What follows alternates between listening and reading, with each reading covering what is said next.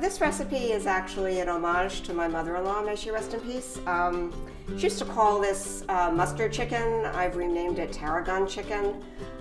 She liked to call recipes like this itch, mitch, pitch cooking, which meant 1, 2, 3 cooking. I think I probably added a few more steps than she did because I actually like steps. But in any event, it's a delicious chicken. So first what I'm going to do is grate some lemon rind into the breadcrumbs, which is something I'm sure she did not do, but I find that it does add to the flavor of the coating and the chicken because lemon makes everything pop. And just mix it up a little bit. It's an imperfect science. Okay, and then if we make the mustard sauce, this is Dijon, country Dijon mustard. And it's about a half a cup. I don't really measure. I just sort of look at the chicken and we'll add just about the whole bottle of mustard. I've pre-chopped some shallots and we're gonna put those in here. And then of course, because I call it Tarragon chicken, a tarragon, you can measure. Be sure you have a fresh bottle of spices, otherwise you lose the whole flavor of the spices. And then some olive oil. I do skin-free chicken, and people always say to me, how can you take off the skin? You get rid of the flavor, we love that skin.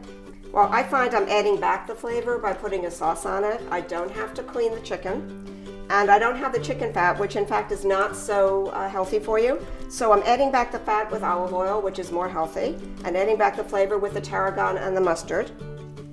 So I'm now going to take the chicken pieces and smush them in the mustard. Again, very scientific.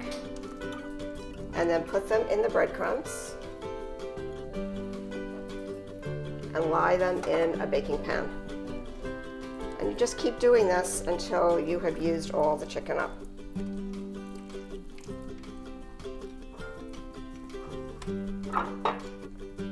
There we go. Now if you have extra sauce, you can just put it back on. I have a little extra sauce in the bowl, so why waste it? And then just take breadcrumbs, possibly with your hand that does not have the mustard on it, and just sprinkle the mustard so that it has a little bit of coating. So we've actually replaced the skin of the chicken with the breadcrumbs. And there we go. Now we're going to put this into the oven at 375 degrees. So it's going to cook in the oven for 30 minutes.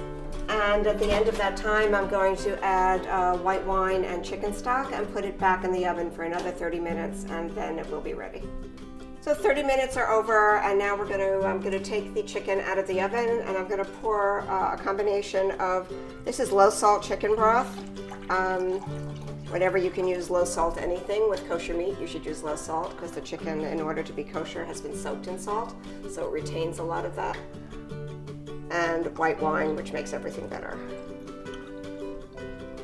And as I've said before, don't choose anything that's called cooking wine. It doesn't have to be expensive. You can get kosher wine for about $8 or $9 a bottle, but it should be something that you would drink. Otherwise, you don't want it on your food. Taking the chicken out of the oven for a moment.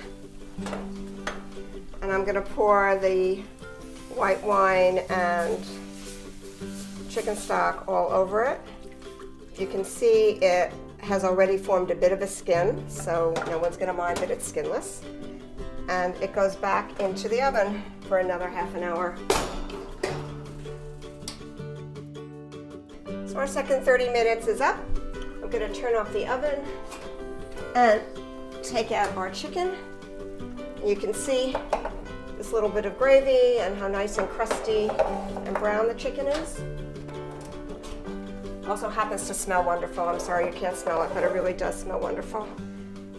And just to show, I'm going to take, well, most people are dark meat eaters, so we will place a wing and maybe a leg on the plate. And if you want to dress it up, just take a couple of sprigs of tarragon leaves, fresh tarragon leaves. You have dried tarragon in the dressing, in the coating, and here we have just some fresh tarragon leaves because a bit of fresh green always makes things look better. And there we have our mustard tarragon chicken.